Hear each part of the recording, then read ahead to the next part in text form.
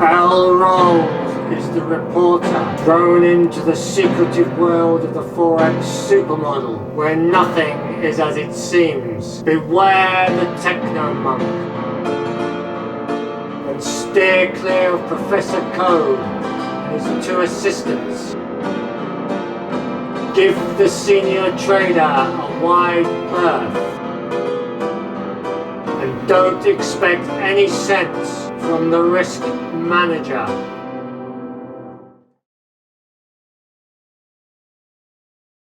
Good morning, I'm Professor Code and this is the Forex Super Model Daily Briefing for Thursday the 16th of the 9th 2021.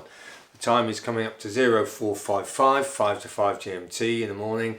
Asian session coming to a close, European session firing up, our lunchtime North American session. Right, yesterday, Wednesday the 15th then, we had a negative opposed driver in the dollar at minus 78. Front and back door flows mainly going into the yen at plus 62, into the pound at plus 38, and the euro was the negative rock at minus 22, activity plus or minus 100. Intra-week then becoming more relevant. This is from Monday the 13th open to about 15 minutes ago.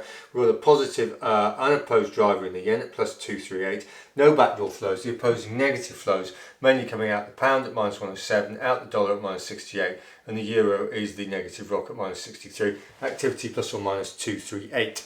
So yesterday then we had a soft dollar driving flows mainly into the yen, and over the week we've had a positive unopposed yen driving the market to the exclusion of all else, with the pound being weak, the dollar weak, and the euro the negative rock. Right, intraday then, this is the Asian session to about 15 minutes ago. We've got continuation of this yen strength. It's the positive unopposed driver at plus 36, no backdoor flows. The opposing negative flows mainly coming out the pound at minus 15, out the dollar at minus 11, and the euro is a negative rock at minus 10, activity plus or minus 36. We'll stop it there and write up the flow. Right, we're back, we've written up the flows. Right, so euro is strong except against the yen, the New Zealand and the Swiss. The yen is strong except against the New Zealand. The pound is weak except against the CAD and the AUD. The Swiss is strong except against the yen and the NZD. The CAD is weak except against the dollar and the AUD. The dollar is weak across the board, the New Zealand is strong across the board, and the dollar is weak except against the pound and the AUD. So what have we got then? We've got AUD weakness across the board, NZD strength, and take your pick in the middle. Right, what's going to knock it about, or has knocked it about? We had mixed AUD data, tier 1 data.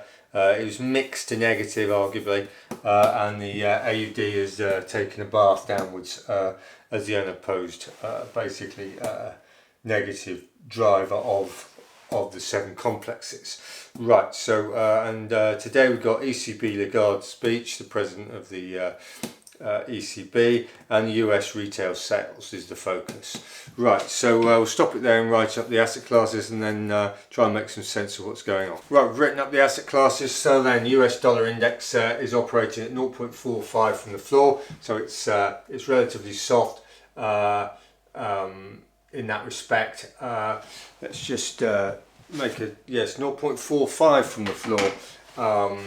And the gold in theory should like that, but it's basically static at 0.5, which is half marks.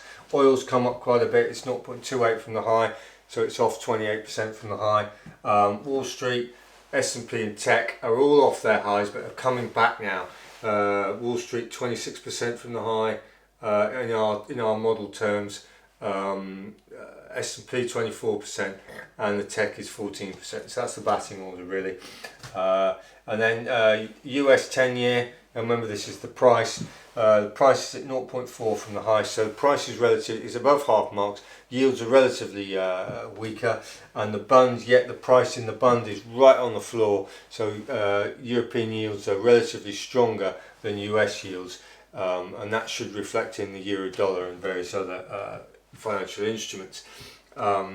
Right, copper has been chopping. It's 0.36 from the high. It's come back, but it's very range bound copper. And US steel likewise is 0.45 from the high, 45% from the high. Right, let's just get rid of that, and we'll try and make some sense of what's going on.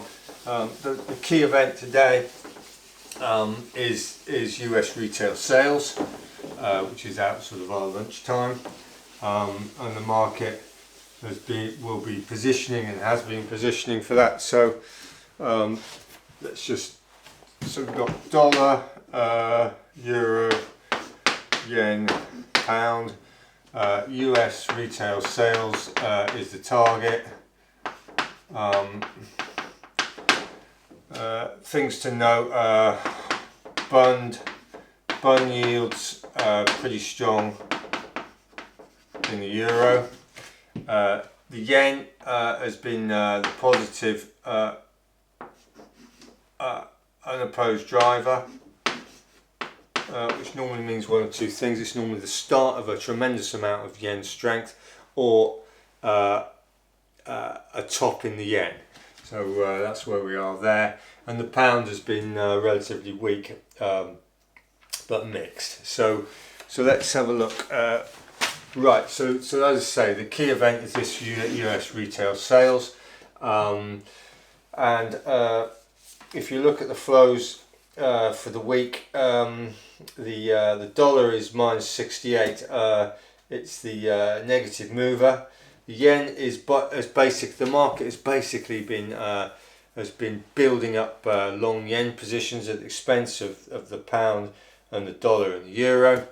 And that's where we are. So you're either going to see if you get soft US retail sales, this is probably going to lead to a further fall in equities and a further rise in the yen. And if you get positive retail sales, you're going to see the yen charging down. The yen's got a lot of elbow room to come down.